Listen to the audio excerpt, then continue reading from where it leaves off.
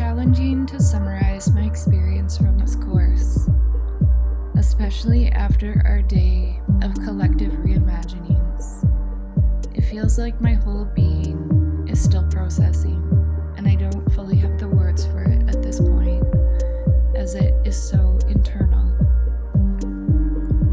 What I know today is that I am forever changed, and what has left the greatest impact is learning to embody two opposing forces at the same time, to withstand the space between the hauntings of the past and reimagining how the future can be different.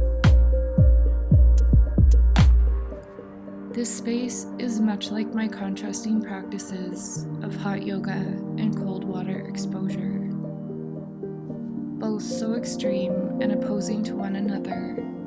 Yet it's through these practices that I am learning to live in dualities and the importance of not getting stuck in one or the other, to honor the contrasting energies of the fire and water that reside within me. It is what one of my dear friends calls being a sacred rebel, the living in the space between a soft tenderness and a wild rebellion.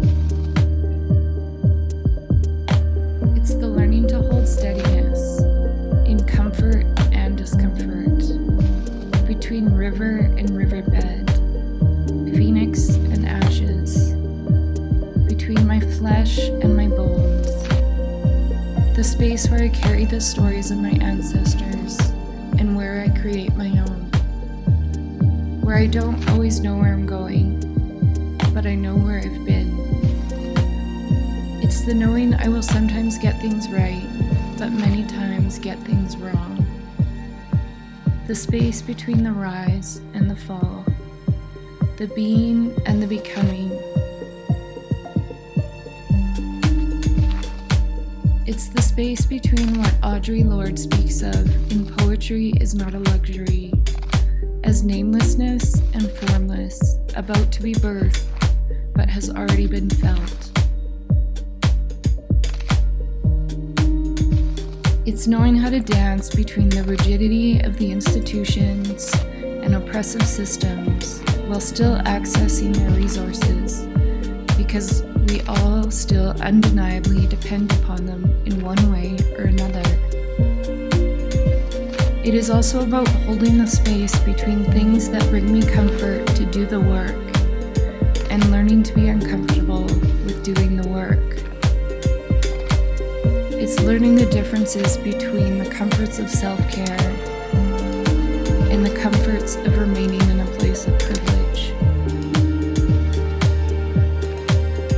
It's what Christina Sharp contrasts between chaos and control, as she writes, "If the ceiling was falling down and you couldn't do anything about it, what you could do was grow and arrange peonies, tulips, and zinnias."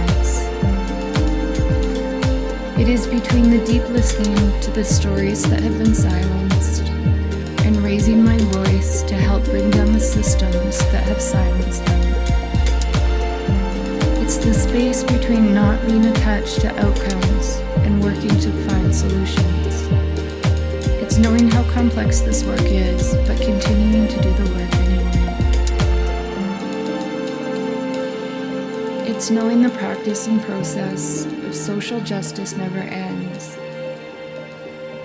That this is a new beginning of seeing, feeling, embodying. And these teachings are forever within me. In the space between my breath in and my breath out.